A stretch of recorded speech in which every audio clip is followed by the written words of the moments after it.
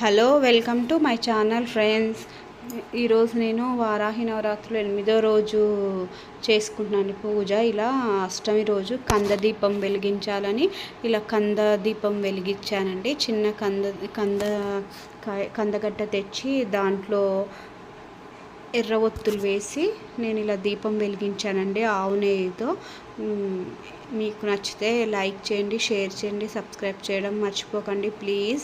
ఇలా 8వ రోజు పూజ ఇలా పూర్తి చేసుకున్నానండి అమ్మవారిది.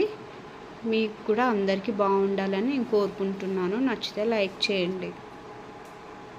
Hello friends, welcome to my channel. ఈరోజు నేను వారాహి నవరాత్రిలో 8వ రోజు అష్టమి కదండి, ఇలా కందదీపం వెలిగించాను.